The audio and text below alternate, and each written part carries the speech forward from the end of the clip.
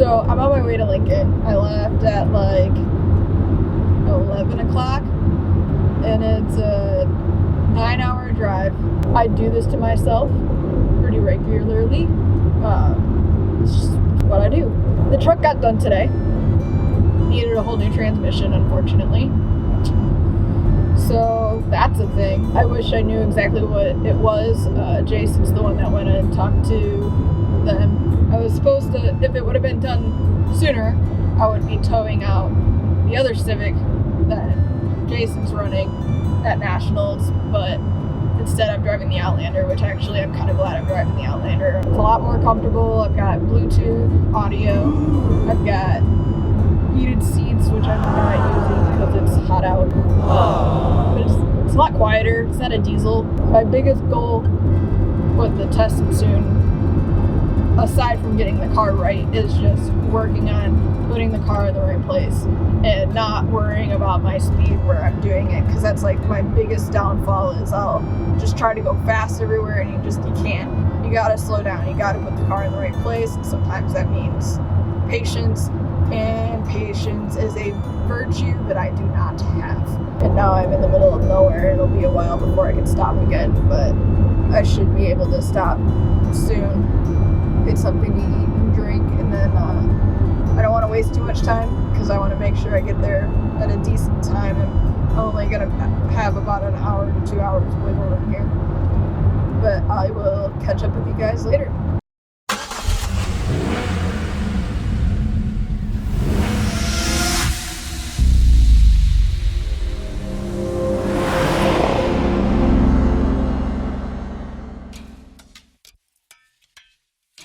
Just rolled into Nebraska. I've got about an hour to Lincoln, and this is the part of the drive where I always am just done, of course, because there's not much time left and I've been going for a long time. Once I get moving, I'll be feeling a lot better. My back hurts, my butt hurts, everything hurts. Just been chilling here, listening to some YouTube videos, and then my Bluetooth cut out. I'm like, well, I might as well check it. So here we are. I will do an additional update once I get there, because right now all I have is complaining and I'm alive. I just got done cleaning up like 12 ounces, 20 ounces worth of water in the footwell. The blower motor's leaking, so that's fun. I arrived in Lincoln on Thursday around 8 a.m. Normally I wouldn't get to Lincoln until Friday afternoon, but this year we wanted to get in early for some extra testing. It's 88 degrees out and I feel awful. I'm feeling every ounce of it. We ran the car all morning until the lunch break, making some changes. The new transmission was everything I had hoped and dreamed it would be. I'm in grid, but I haven't had a chance to actually talk much. We tested the car on Thursday. Car was feeling really good by the end. Yesterday we did practice starts, really missing the vehicle speed sensor. No launch control, kind of sucks. The car just wheel spins everywhere. But hey, we're about to start the freaking finale and we've got this shit, rain. Nice puddly rain. Team Rip Engineering did a great job on the sequential. It was easily the smoothest sequential transmission I had ever felt. I went into neutral. Still had the sequential clunk, but it wasn't nearly as aggressive as many others. It wasn't until after lunch we realized we were starting to tune the car around a tire problem. The tires were old, they had been heat cycled out.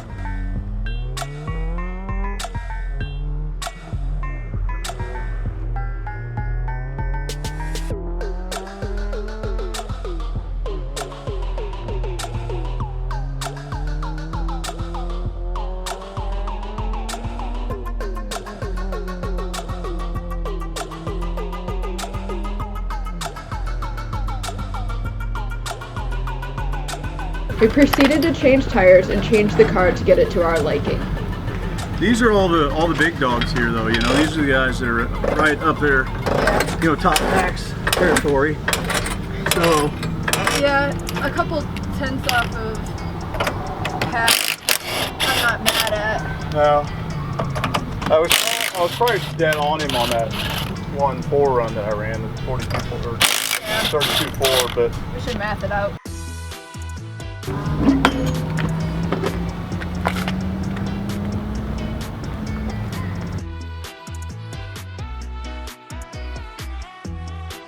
I hope it doesn't look like that up on there, like dust-wise. I hope it's better. oh, on the main courses? Yeah. It better not be dusty. Man down. People are gonna be pissed if it is.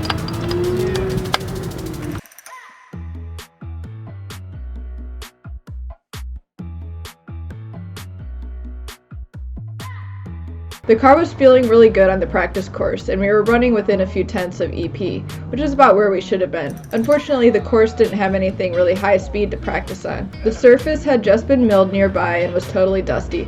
Not exactly an ideal situation. With addition to the dust, it was also very hot out.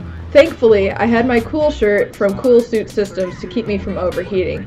I needed to just take a break in the afternoon to sit in the AC with it on just to get my head back in the game. Friday afternoon led to the practice starts. It was a very stark change switching from the Audi S4 I had driven prior in Oscoda. The Audi pulled 1.6 60-foot times and the Civic pulled 2.2 at best. The interesting thing about Pro Solo is that it is off a drag tree.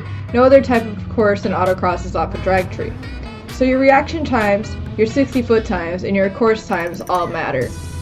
After about 4 launches adjusting to no longer having launch control on the Civic, I finally was satisfied with where my launches were at. After the practice starts were closed, the course was open for walking. We walk course to know where we ideally want to place the car on course. Sometimes though, we learn our expectations are unreasonable, but we usually have a very strong idea of the outcome. With that concluded testing on Thursday and Friday. In the next video, we'll bring you some Pro Solo competition.